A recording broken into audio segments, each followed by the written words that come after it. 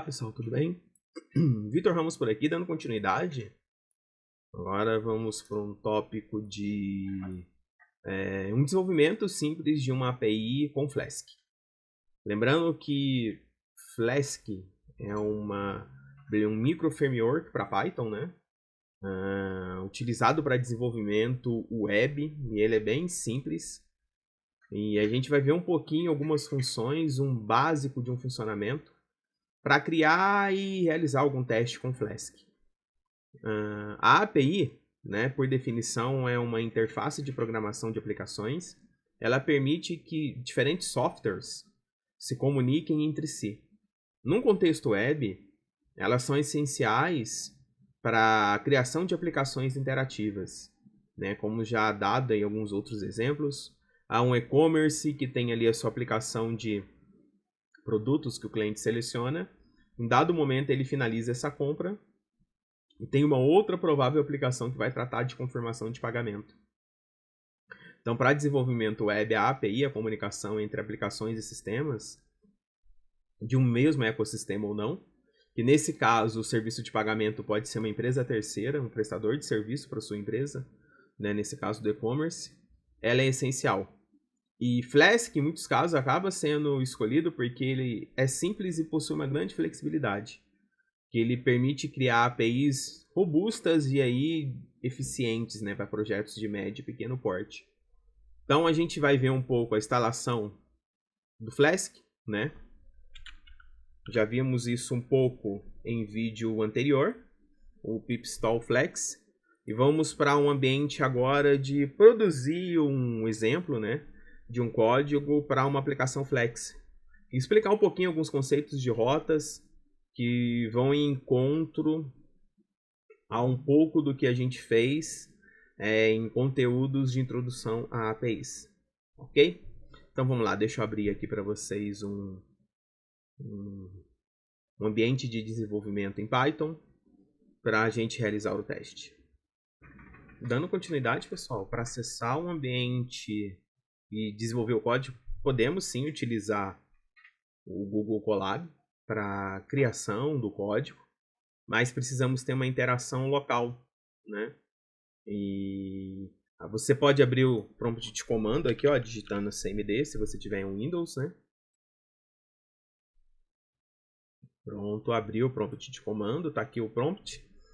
Primeiro passo é um pip-install Flask, né? Como eu já tenho instalado aqui, ele vai atualizar o pacote ou confirmar a instalação, pronto com sucesso.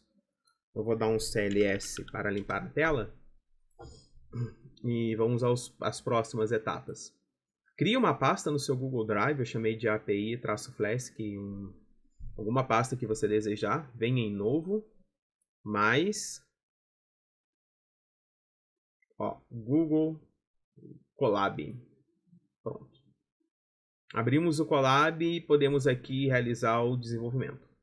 Apesar que a gente vai precisar de uma interação local, mas eu explico para vocês. Né? Então deixa eu colocar aqui, ó, API Flask, o nome desse nosso arquivo. Pronto.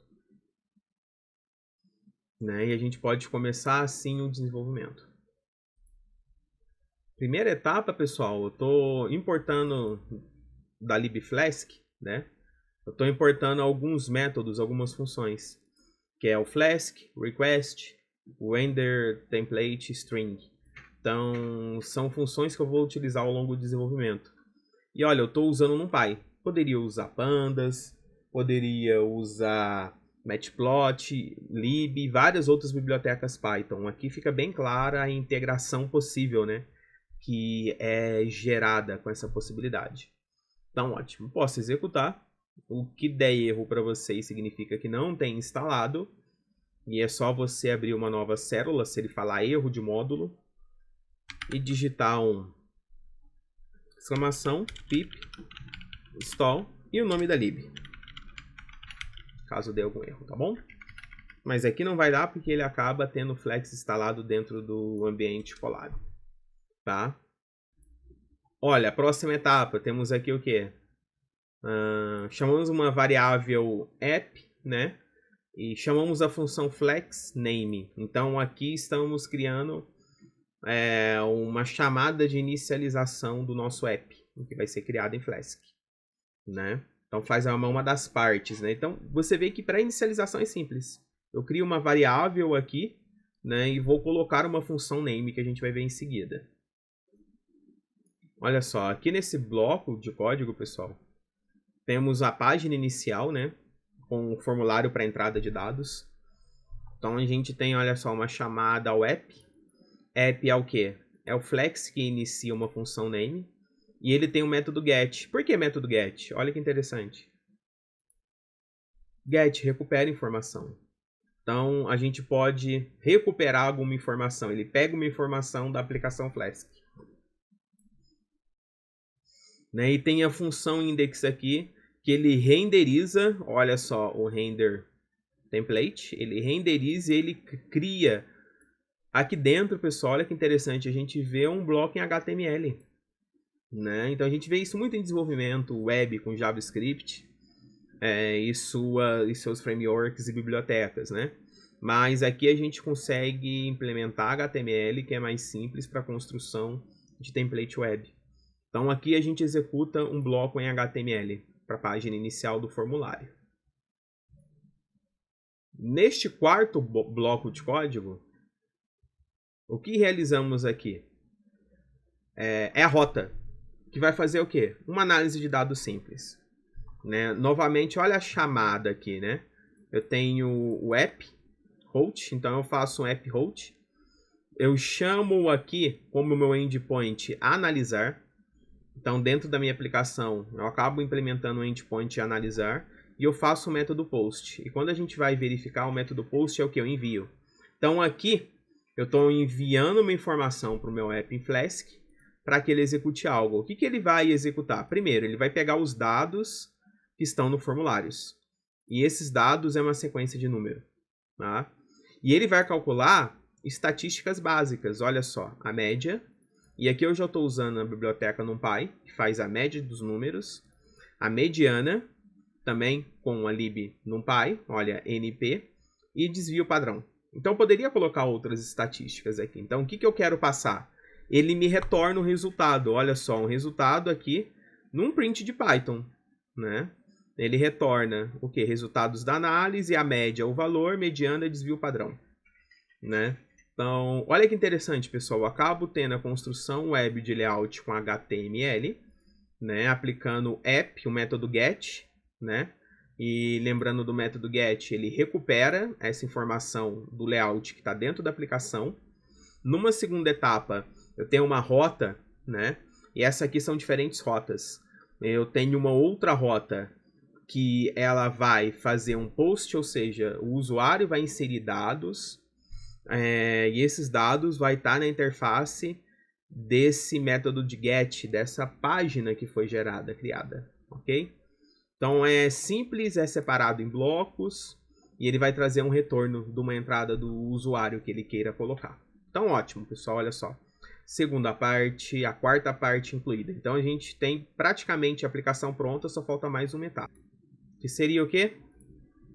Vou incluir aqui nesse bloco essa função name, que vai ser a main, a principal. Então ela executa de forma principal e ela faz um debug do código para garantir a execução. Tá? Então deixa eu rodar novamente. Nossa aplicação pronta tá aqui, né? Ótimo. Pessoal, como eu fiz em blocos para explicação, o ideal é que ela esteja tudo num ambiente só, né? Então o que podemos fazer aqui para facilitar? Fora a minha explicação, deixa eu colocar aqui a rota e esse main aplicativo da aplicação.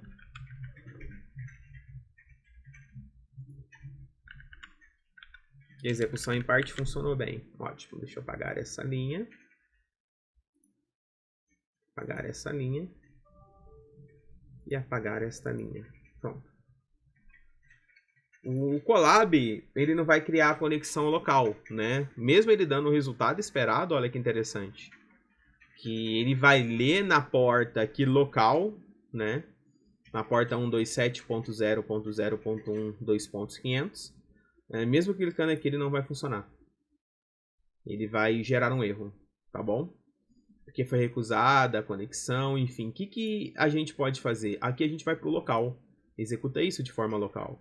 Como que a gente executa isso de forma local? Deixa eu parar o código. Parei. Eu vou em arquivo, fazer download, não em ponto .ipynb, que é o formato notebook. Eu faço no ponto .py. Fiz o download e eu vou pôr em uma pasta minha local de minha preferência, tá bom? Pronto, pessoal. Coloquei aqui numa pasta. Você pode vir em propriedades, você vai ver o caminho da pasta, então você pode copiar o caminho desta pasta, né? Ou se você tiver uma versão mais recente do Windows, abrir o terminal. Pronto, abriu o terminal, né? E abriu o terminal na própria pasta. Ou você pode pôr um CD e aquele caminho da pasta que ele vai direcionar, né? Então eu estou aqui na pasta, porque isso vai ser uma necessidade para que eu faça o código de Python ser executado com a libflask. Pronto, pessoal, estou dentro da pasta, né? E que comando que eu posso dar? Eu posso dar um Python,